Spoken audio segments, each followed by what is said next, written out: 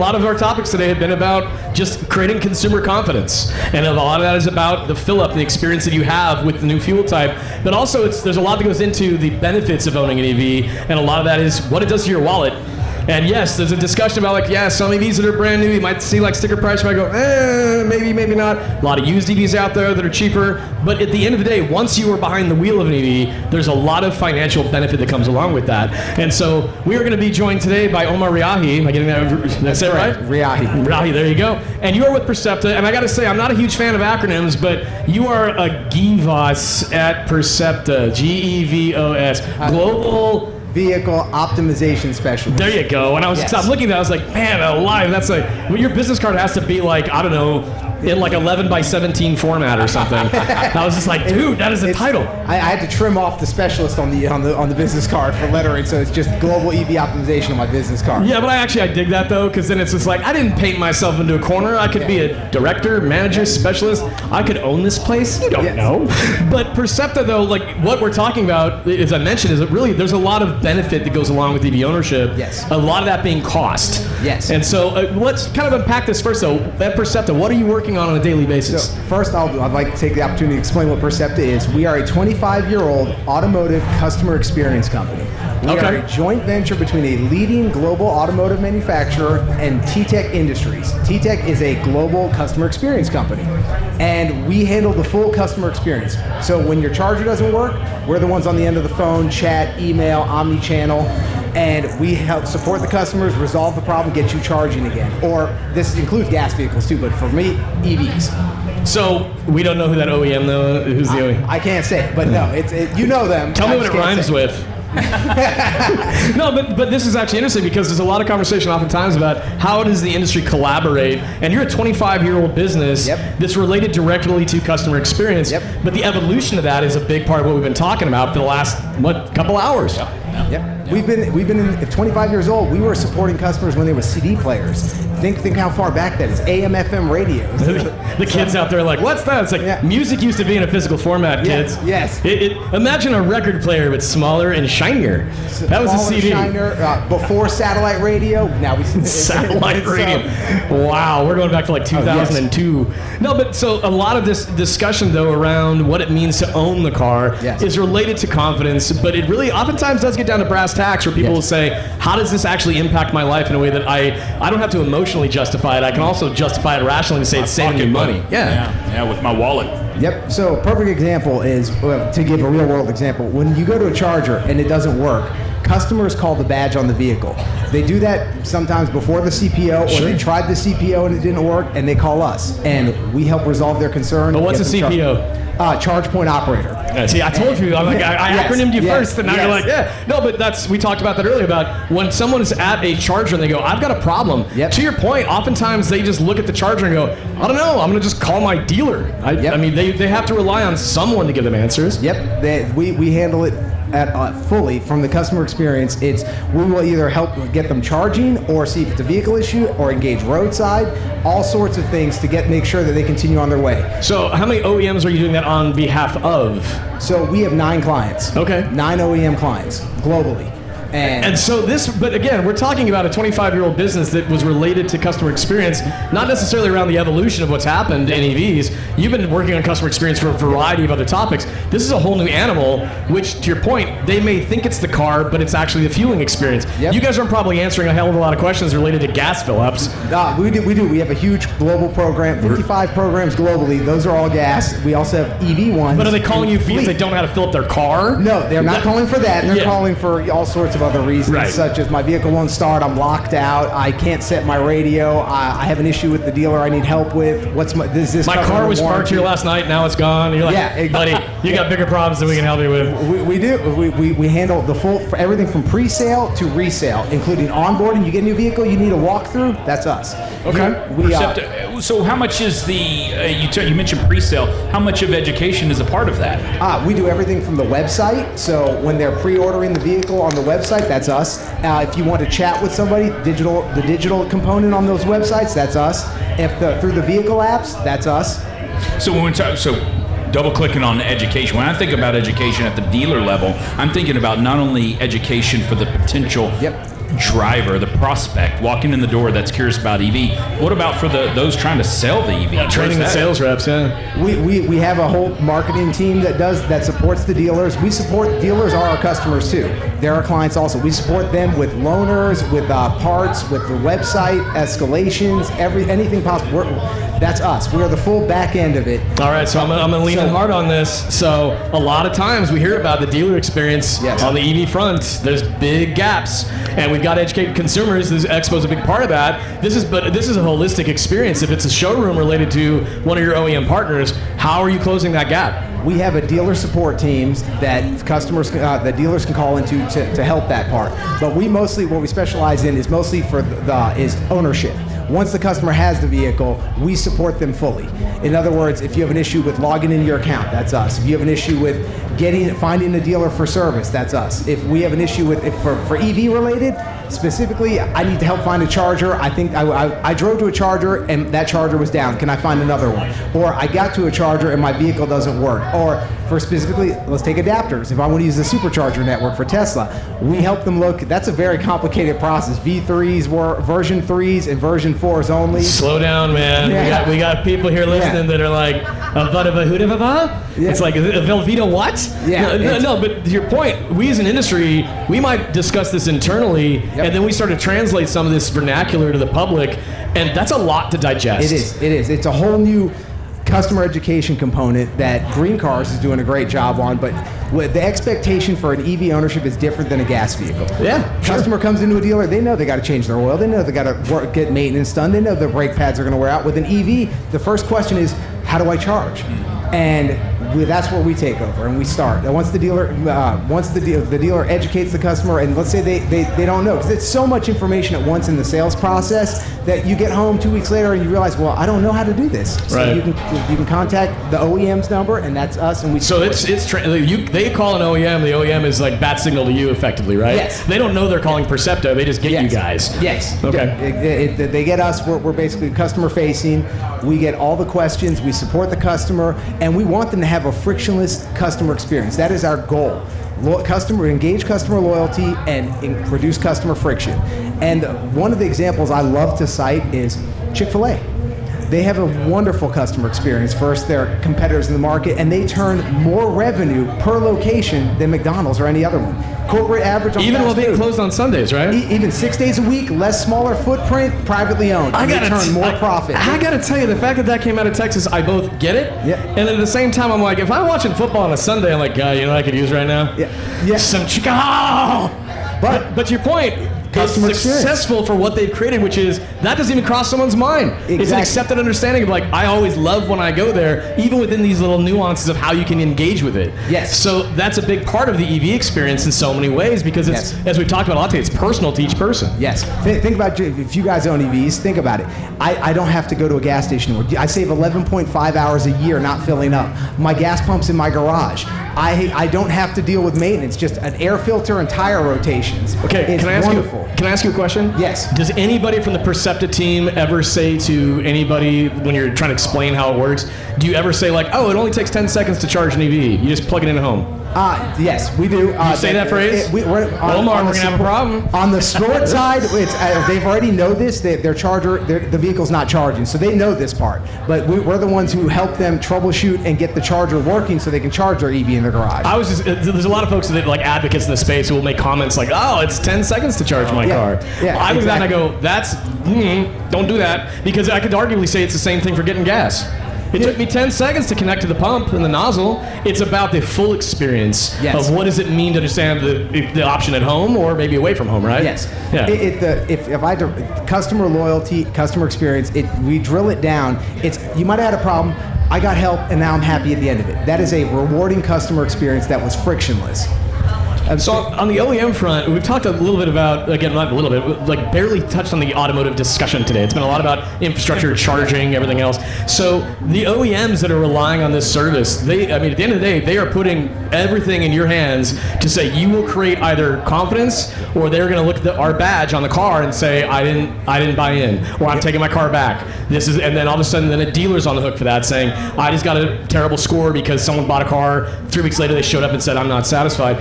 that's on you. Yep. To follow through on that. So how does that then turn into something where the assessments happen from the automotive side for success rates? We are being the contact center, we're the first to know of an issue. We're the first people to know, and we provide that feedback to them, and they either resolve the problem, fix it, or make an improvement. Being a contact center is an absolutely wonderful thing, because if something goes wrong, we're the first people to start getting calls on it and know. And then once it hits a certain point and we realize it's not an anomaly, then we can take it over to our clients and let them know, hey, this is an issue. Customers are calling. Product design side. Yep. Design side, or they can use that information to improve the next model or the next iteration. But we provide a feedback loop to our clients and help their products better. And a better product is a better customer experience. It's a beautiful circle. So the OEMs obviously are looking for you to build out that educational platform that helps them at the dealer level and at the consumer level. So you got two different audiences of education. But what happens in a charging context where someone's at a charger, they can't use the charger, they don't know what they're doing, whatever's happening, it's not a successful experience. How does Percepta route that? Because, I mean, obviously you're attached, your customer is the OEM of the vehicle. Our customer is the OEM vehicle. So if the charge point operator, which several OEMs have their own networks, what we do is we try to troubleshoot, resolve the problem. We can even you will get granular with the driver at the charger. But there's a whole. I've literally like a process mapped the troubleshooting steps. We start with the simplest problem and work our way to the most complex. And the end of that whole process results in two things if they can't charge. Either it's a vehicle problem, we need to take them to the dealer, we'll engage roadside, or we'll locate another charger and guide them there. Those are generally at a charging experience outcomes. It's either going to be you charge, three outcomes: charge, vehicle issue, or find a new charger. Well, and this also gets to the point of we talked a little bit about it earlier in some of the discussions about in-vehicle software. Yep. And that's something that the legacies, they've outsourced that for years.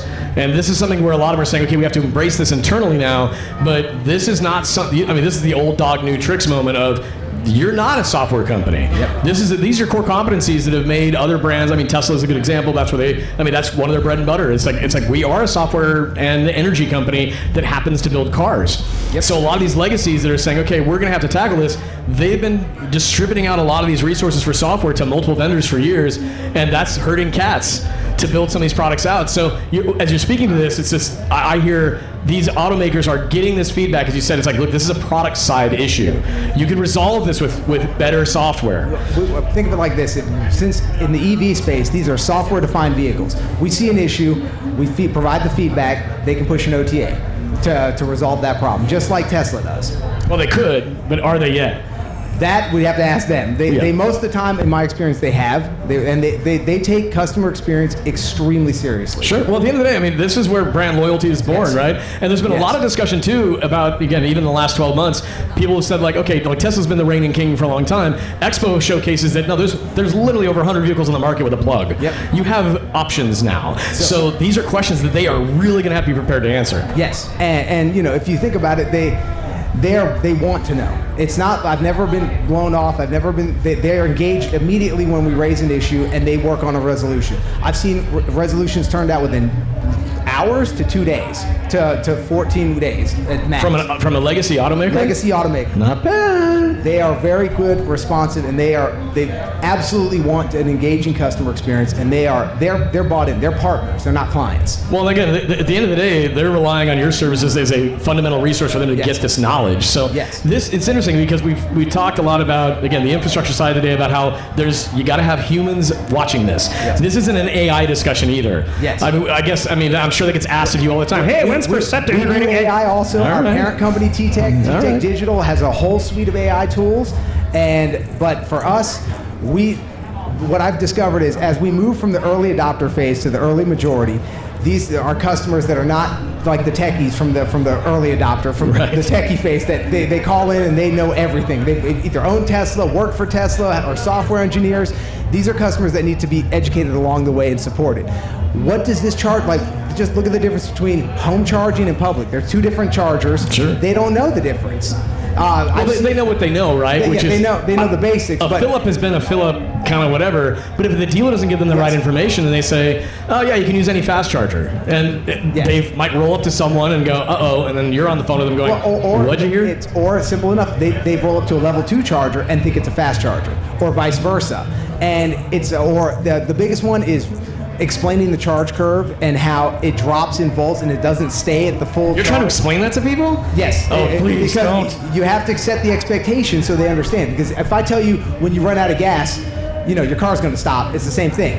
And you think with a gas pump mentality, the gas pumps at the same rate consistently to the full. You have to explain that as the battery gets hot, it steps down the voltage and only charge 80%. But you're trying to say that to consumers? We have to educate them. Do you really want a customer sitting at a charger past 80% for an hour?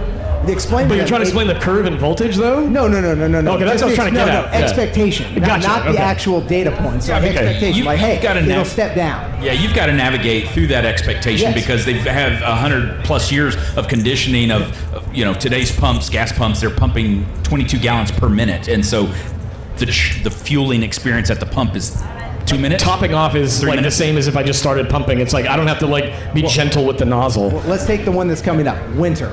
EV range drops, and you have to precondition the battery. And that is, if you buy an EV in the summer, the sales guy's not going to talk to you about that. He might, but you might have forgotten by the time you get to winter. So if I'm home charging, I got to set preconditioning. My vehicle's heated, battery warmed up, I get my full range. Or if I'm public charging, I need to navigate to the charge point so it preconditions the battery before I arrive. Because if you fail to do that, when you get to the charge point, you plug it in. It's got to warm up the battery first before it accepts the charge. Why? Time. In a layman's term, why is preconditioning? What's the value of that? Why? What's the value? How does that make a positive experience for me? What are the consequences if I don't do it? And what can I expect? Basic questions that you have to take the time to educate the customer on so that they know in the future and it's a rewarding experience. So a warm battery is a happy battery. Warm battery, happy battery. Yeah. I want my full range. All sorts of stuff like that. It's simple things like that you overlook when you're tire pressure. Massive impact on range if it's not checked. Sure. Most people don't check that. Even though there's a tire pressure monitor in the vehicle, check it, top it off. That'll restore you to full range. There's a reason why for years when I was growing up. I mean, again, I'm a very young Gen Xer, but it's like we called it the idiot light. We called it the idiot light for a reason. You're driving along on the highway and it's like ding. It's like, oh yeah, I didn't get fuel, Yes. Because we need to remember that people are having day-to-day lives that are just wildly busy in their own world, in their own ways, and so these things have to fit in seamlessly. Otherwise, if it starts to make them think too hard, that's where the anxiousness comes in. Yes. And the benefits of companies like Percepta and the customer experience, if you Google something, there's so many manufacturers out there, and they all have a different process or procedure. So if you can get someone on the phone or a text or a chat, we can guide you through the proper process on the product you're on to resolve it quickly in a timely manner and get you back on the road. Well, and you also have visibility, and again, all the OEMs you're working with, they're probably providing you this is also what we're telling our customers. I would imagine.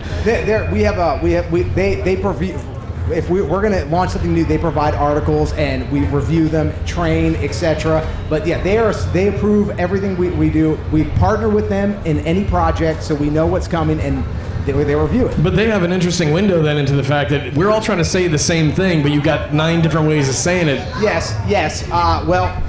The way to put that is, it depends on the client and who it is. If they might have specific vehicle-specific procedures, like this vehicle might have a different process than this one. So we know that, we educate the customer. Now, let's be honest, a Tesla is completely different than a gas vehicle or another manufacturer from legacy. So there's certain processes and procedures, but we know that. We're the experts. We know your business. So we educate the customer, help them, and brand NPS is one of the most positive influences to a healthy revenue stream and ROI on customer loyalty.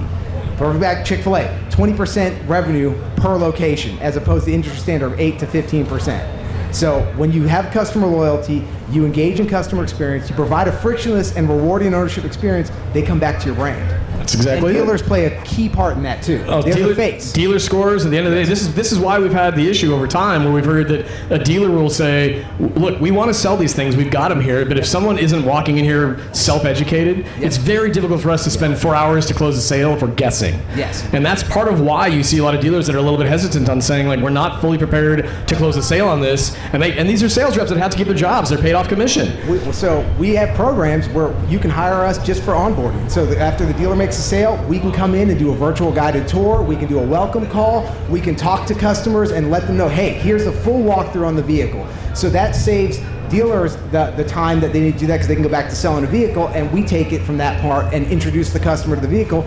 A good onboarding is a great introduction and welcome to a brand. How much has there been thought around redesign of the lobbies of the dealerships to accommodate the dwelling time for the... They have just implemented that on several legacy automotive dealerships. They've revamped the customer experience on them. And is that clear to maybe, when I say outsider, I mean someone that didn't buy the car there, but they need to charge because this is the closest charger where I'm at and I need to get a charge. Oh, you're saying like actual physical charging at the showroom? At the dealership. I have personally charged at several dealerships, that multiple brands, and I'll go in the lobby and they will come and engage me like, hey, are you in charge? I'm out there charging my vehicle, and then I'll discuss with them like, what are the differences between this vehicle? What are the new features? And it's a good selling opportunity. It's a great selling opportunity. It's a lead generator, and it's a loss leader too. It depends. Look at Buc-ee's. We're in Texas. Buc-ee's sells their energy at a loss, their gas at a loss, and their sodas at a loss because they know the customer's going to go in and drop about, for me, $68 minimum. Wow. So minimum $68 at Buc-ee's. Dude, Buc-ee's and Chick-fil-A need to send you a check after this conversation. It's all based off of the big one, Costco. They sell that hot dog for $1.50, knowing that customers are going to go there and buy it, and they will literally keep that loss leader because they know it increases revenue and sales. Yeah, it's something on the hook, gets someone in to say sure, but then at the end of the day, it's like, look, we create emotional experiences that create happiness. Yes, exactly. And that's really what it's about. And this is where, when I talk to several companies all over at EV shows, they kind of see customer experience as a CapEx, but they don't see the ROI that comes from it. Because it requires a lot of work. It does, but you don't have to do it. You hire us, and that's what we do. And we are the companies. We are the expert at it. We've been doing it for 25 years. Our parent company is 43 years old doing customer experience. I guarantee you, if you've called a 1-800 number, it's probably them. So. Well, that was a nice little cherry on the sundae for that one. That was T-Tech. Yeah, I said, you just call us. No, that was so. This is what I think people that are attending Expo, when they have these types of questions about what are we doing as an industry to solve these problems, there are resources that exist. It's a behind the curtain element where the OEMs are saying, hey, we have these resources. You may not know you're talking to Percepta, but chances are you did. We will be the brand that we're representing. So they'll have that company's email addresses, the phone numbers will be theirs. We will support those brands. They'll even wear those shirts for that brand and logo. There you go. But we are the behind the scenes, and we are the experts at it. We've been doing it for 25 years in the automotive space. We have 9 global OEM clients, everything from ultra luxury, white label, the high class brands that, really up there brands, all the way down to work vehicles, fleet. We also support fleet. We support telematics. Anything in the automotive space, we are the customer support for it, and the experts. We also do rev gen, lead gen, AI, back office, talent acquisition. We are an entire business process outsource company. Brand behind the brand. Yep. And again, we talked before we started, and Jason was like, he's like, how many people are prepared when we have these conversations? I was like, most are pretty prepared. Damn, man, you were prepared.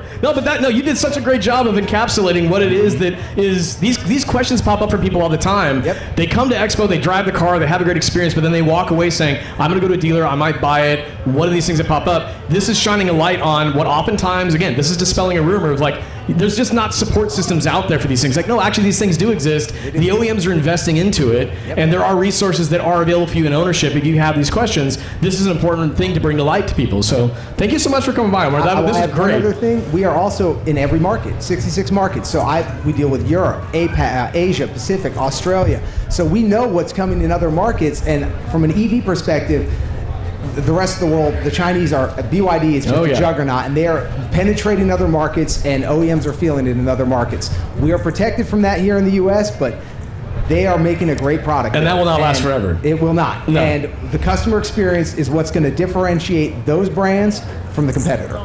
Well, Omar from Percepta, this is a great conversation, man. Thank you so much. Great work. Keep up the great work. Thank you for doing what you're doing. This is, again, one of these discussions about kind of busting a myth of like, I'm on my own. No, not really. And the OEMs have had these resources that they're now augmenting to create a better experience with EVs. So keep up the great work. A happy customer will love their vehicle and stay loyal to that brand. Exactly. There you go. Well, this is the EV Rowdy Check booth. It is powered by GreenCars.com.